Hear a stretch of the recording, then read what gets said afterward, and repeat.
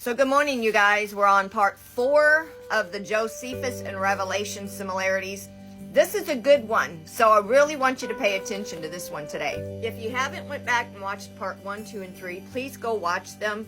They describe how I believe Revelation was plagiarized from Josephus, because Josephus was written before Revelation was written, and there's a lot of similarities between the two writings. So part 3 was about the fire and blood being mingled and how the plains were all burnt up, the land was burnt up. But this one is going to be about a third of the sea being turned to blood, the ships were wrecked, things like that.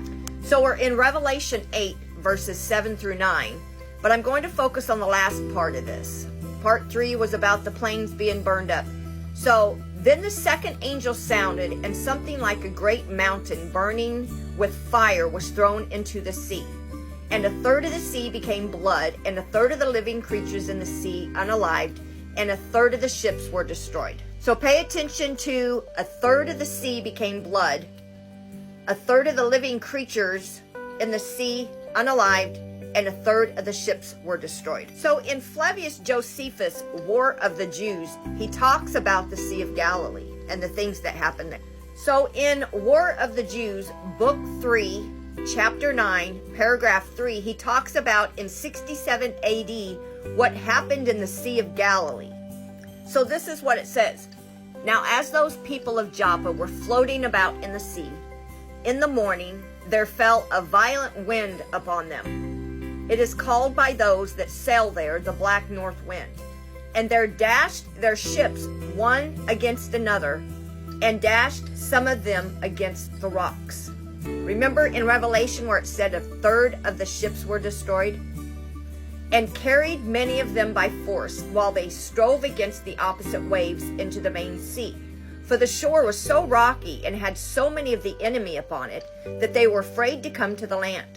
And much lamentation there was when the ships were dashed against one another, and a terrible noise when they were broken to pieces. Some of the multitudes that were in them were covered with waves, and so perished, and a great many were embarrassed with shipwrecks. But some of them thought that to unalive by their own swords was lighter than by the sea, and so they unalived themselves before they were drowned. Although the greatest part of them were carried by the waves and dashed to pieces against the abrupt rocks, and so much that the sea was bloody a long way, and the maritime parts were full of unalived bodies. For the Romans came upon those that were carried to the shore and destroyed them, and the number of the bodies that were thus thrown out of the sea was 4,200.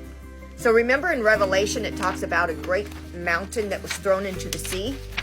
If you had a huge mountain of bodies of 4,200 and you throw them out into the sea, would that be considered a great mountain of bodies? Notice that it said the sea was bloody a long way, that the ships were destroyed. So now we're going to go on to Flavius Jocius, where he's continuing talking about the Sea of Galilee in book 3, chapter 10, paragraph 9. Now pay attention to this part. Sometimes the Romans leaped into their ships with swords in their hands and slew them. But when some of them met the vessels, the Romans caught them by the middle and destroyed at once their ships and themselves who were taken in them. And for such as were drowning in the sea, if they lifted their heads up above the water, they were unalived by darts or caught by the vessels. But if, in the desperate case they were in, they attempted to swim to their enemies, the Romans cut off their heads and their hands. One might then see the lake all bloody and full of unalived bodies, for not one of them escaped. And a terrible stink and a very sad sight there was on the following days over that country. For as for the shores, they were full of shipwrecks and unalived bodies, all swelled. And as the unalived bodies were inflamed by the sun and putrefied, they corrupted the air. And a great mountain was thrown into the sea. So John, in his vision, saw fire and blood, the land being burned, ships being destroyed. Josephus describes all of that in 67 AD in the Sea of Galilee. So Josephus describes how the Sea of Galilee had so many unalived bodies that a third of the sea could be filled with blood. A third of the creatures that are in it would be unalived. A third of the ships wrecked. So let me know what you think in the comments. If you think Revelation 8, verses 7 through 9, is talking about what Flavius Josephus wrote.